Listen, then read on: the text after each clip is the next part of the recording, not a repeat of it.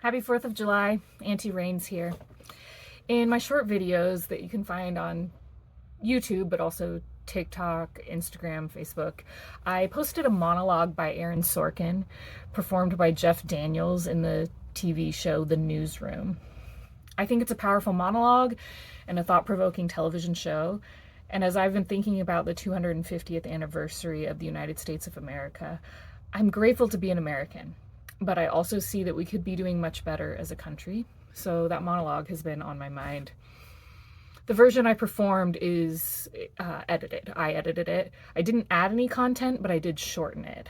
I took out some of the interjected lines by other characters and made it a little simpler. So the setting is the speaker is on a panel at a college and he's answering a young woman's question. Can you say why America is the greatest country in the world? Why is America the greatest country in the world? The speaker first says something diplomatic. However, he finds inspiration to be more honest. Why is America not the greatest country in the world, Professor? That's my answer. He says, it's not the greatest country in the world. In my version, I cut out his dig at the liberal panelist. The NEA is a loser. Yeah, it accounts for a penny out of our paycheck, but he gets to hit you with it anytime he wants. It doesn't cost money. It costs votes. It costs airtime and column inch. I wasn't sure what he meant by the NEA, so I looked it up. It's not referring to the National Endowment of the Arts, but to the National Education Association. So the speaker says he thinks it costs more than it's worth, the Education Association. And he says that people hate liberals because despite supposedly being so smart, liberals lose politically. Maybe it's because I lean liberal, but I found that icky. And it seemed to be a broad generalization without specific evidence to back it up. But then when he goes in on the conservative panelist, he starts with facts and data. With a straight face, you're going to tell students that America is so star-spangled awesome that we're the only ones in the world who have freedom? Canada has freedom. Japan has freedom. The UK, France, Italy. He starts by listing all the countries that have freedom. Then he leans into statistics. We're 7th in literacy, 27th in math, 22nd in science, 49th in life expectancy. This was written in 2011, so that's 15 years ago, before COVID even. Obviously things have changed, and in my short video I included some updated statistics that I can also include here. But I did find that I didn't fully understand these statistics. So the ones on education, I got their approximations, but they're from OECD.org. That stands for Organization for Economic Cooperation and Development. So some of the stats are only for countries that are part of the OECD. So in 2011, that was 34 countries. Now there's 38. Another stat I was a little confused on was the infant mortality. 178th in infant mortality. The speaker says we're 178th, and he says that like it's this failure. But earlier in the monologue, he points out that there's 207 sovereign states globally. And so if we're 178th in infant mortality, we're really low, which means a lot of babies are surviving. So we're 34th or so as far as infant survival rates.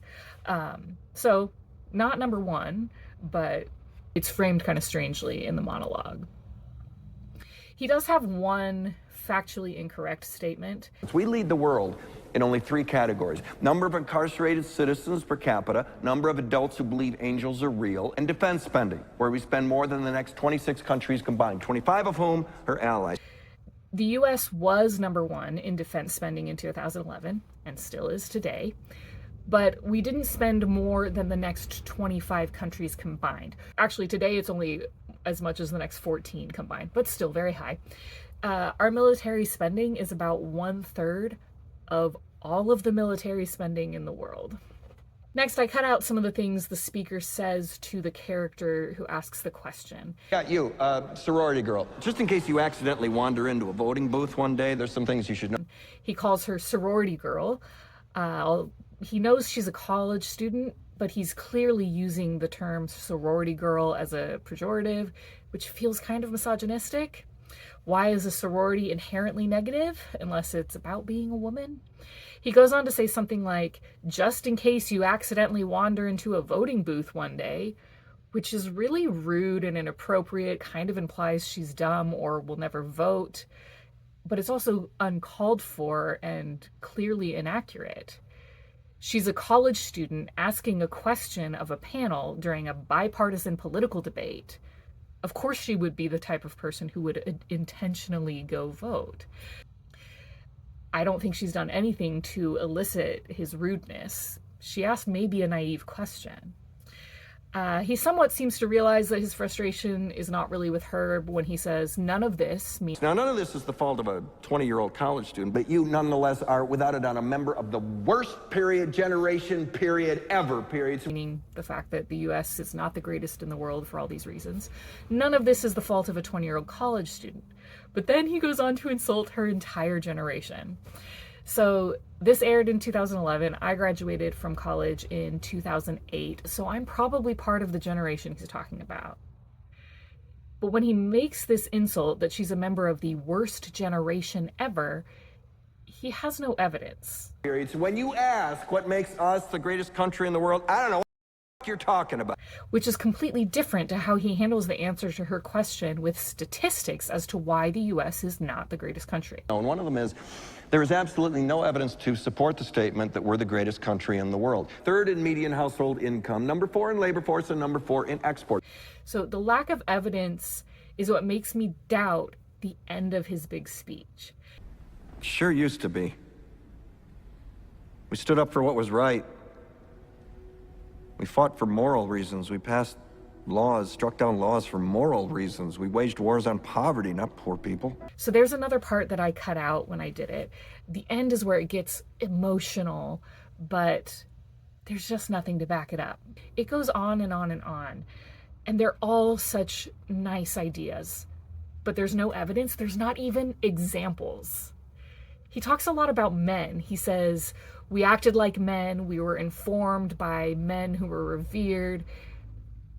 I know men can be a general term for people, but it's coming off misogynistic, and given our history and the patriarchy that we all have lived and continue to live in, it mostly has been men running the country. It makes me wonder, when is he talking about? From a storytelling standpoint, it's moving from facts to emotions, from the objective to the subjective, but it falls flat for me.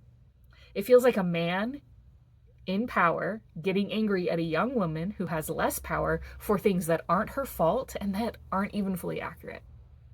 So that's a show of power that does not impress me, and it undermines the good points he makes when he answers why America is not the greatest. So I zoned in on the part of the monologue that I found to be most powerful and took out the things that I found to be less impactful and that kind of paint the speaker in a more negative light with his attitude. I just thought that was interesting, and it was interesting for me to dive into some of these statistics and to think about how I can be a part of making America better as someone who lives here and is grateful to be here. So I'm still grateful for this country, even though I see its flaws. I want to be a part of making the country better, and I do still recommend the TV show The Newsroom if you haven't seen it. Happy 4th of July.